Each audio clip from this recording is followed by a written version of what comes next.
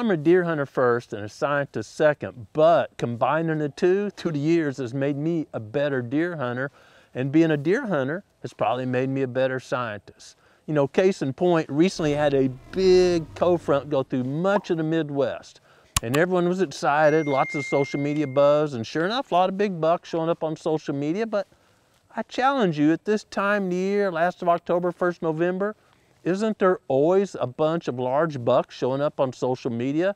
You think about, 11 million plus hunters out there, certainly there's going to be some pictures on social media this time of year.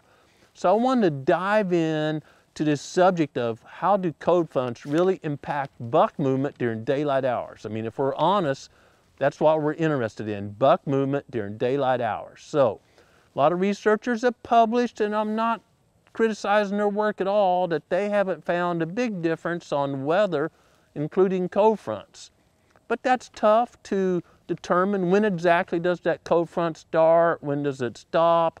Are there other factors like the pre-rut kicking in, or was it raining with the cold front? There's a lot of factors, so I understand being hesitant to make that claim from a scientist's point of view. And I don't want to mislead anyone, so I thought I'd just let my Moultries do the talking for me.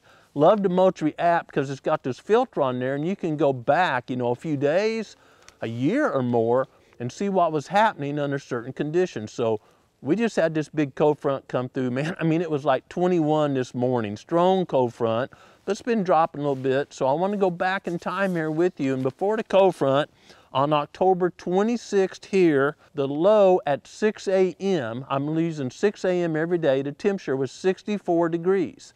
So started out warm, got warmer throughout the day, and our cameras picked up no bucks during daylight hours. I got, over 24 cameras out there. I'm a camera hog, I'm a researcher, I love playing with cameras, and the cameras haven't changed during this time. The same cameras that were in the timber through this whole time I'm talking about. They weren't moved, nothing changed, okay? Batteries running, all that stuff. So warm at 6 a.m. on the 26th, October 26th. On October 27th, it was 66 degrees, slightly warmer, and we saw 2 bucks on our cameras, the Moultries picked up through that whole time. By the way, hunting was slow then too. Hunting is my personal observations, or Daniel's, versus what our cameras are seeing. So difference between 2 and 0, that's not significant. I haven't ran stats on there, but that didn't mean anything. Coyote chased him, whatever happened. Go to the 28th. And that morning at 6 a.m., the temperature was 48 degrees. Now there's a big difference, right? Between 48 and 60, that's a big difference. That day, our cameras, everything the same, picked up 21 bucks during daylight hour.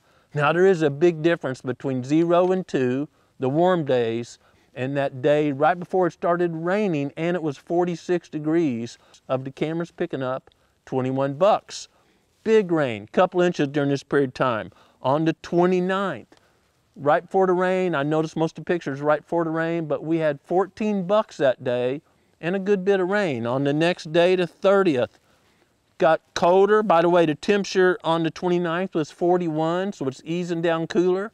41, started out at 64 and then 66, but raining, saw 14. The next day, the 30th, the temperature at 6 a.m. was 30 degrees, but it's raining, 11 bucks. My good friend at Penn State runs their deer research there, Dwayne Duffenbaugh, Dr. Duffenbaugh, man, he does great work. His GPS data has shown that bucks don't move much during the rain. My cameras kind of show that too. We went from 21 down to 14 and 11. Rain moves out and temperatures are low at 6 a.m. on 31st, Halloween, October 31st. 6 a.m., the temperature is 27. Just remember, a few days earlier, it was 64 and 66, so the temperature decreased by over half. At 6 a.m. that day, our Moultries during daylight picked up 30 bucks. 30 deer, 30 antlered bucks in daylight. That would get any hunter excited, certainly got me excited. I was out in the stand. Daniel and I both were at different places, filmed some bucks cruising around doing stuff. Today is November 1st. We're halfway through the day. I ran these numbers about 1 p.m. right after lunch. Ran the numbers, and already we'd have 15 bucks this morning on camera. The temperature this morning, 21.